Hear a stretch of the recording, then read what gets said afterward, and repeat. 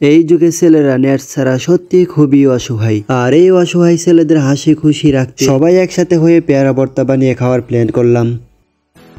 Hey guys, আসসালামু আলাইকুম সবাইকে। এই মুহূর্তে আমি জানি সবাই খুব বেশি একটা ভালো নাই, আর আমরাও খুব বেশি একটা ভালো নাই। তার কারণ তো সবাই জানো, নেট নাই এই মুহূর্তে। আর এই যুগে নেট ছাড়া কিন্তু সবাই খুবই অসহায়। আর দেখো, ছেলেরা বিশেষ করে অনেকটাই ভেঙে পড়েছে, কারণ তারা অনলাইনে কোনো কিছু দেখতে পারছে না। যেহেতু এই যুগের মানুষ ইন্টারনেট চালিয়ে অভ্যস্ত, সেই জন্য হঠাৎ করে এই জিনিসটা মেনে নিতে পারছে না যে অনেকদিন ধরে নেট চলতেছে না বাংলাদেশে। দেখো, বিষয়টা আমার কাছে খুবই খারাপ লাগতেছিল। তো কি করা যায়, কিছু করার নাই। তো সবার মন ভালো করার জন্য সবাই মিলে পেয়ারা ভর্তা পাঠিয়ে দিলাম। আর হ্যাঁ, সবাই মিলে পেয়ারা ভর্তা খেলাম, সেই মজা লাগছিল, সময়টাও ভালো লাগছিল।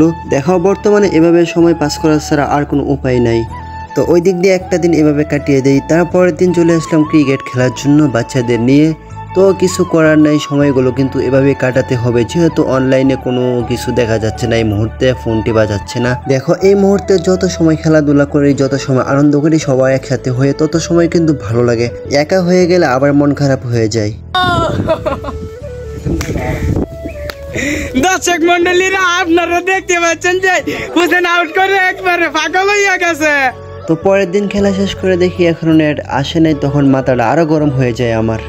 তো তারপর দিন নেট না আসার কারণে আবার চলে আসলাম ছেলেদেরকে নিয়ে মাছ মারার জন্য পুকুর পাড়ে। তো কিছু করার নাই। তবে হ্যাঁ, নেট না থাকার কারণে কিন্তু গ্রামের কিছু আনন্দ মুহূর্ত কাটাতে পারছি, এটা কিন্তু সত্য। এই মুহূর্তগুলো কিন্তু আগে কখনো কাটাতে পারি নাই সহজে, কারণ সবাই নেট নিয়ে বিজি থাকে, সবাই কিন্তু অনলাইন নিয়ে বিজি থাকে, ফোন নিয়ে বিজি থাকে। যাই হোক, আজকের দিনটি কিন্তু এভাবেই কাটিয়ে দিই পুকুর থেকে মাছ মেরে। যাই হোক, পরের দিনও দেখি নেট আসে নাই। তো অবশেষে কিন্তু আমাদের ধৈর্যের সীমা ছেড়ে চলে গেছে নেট।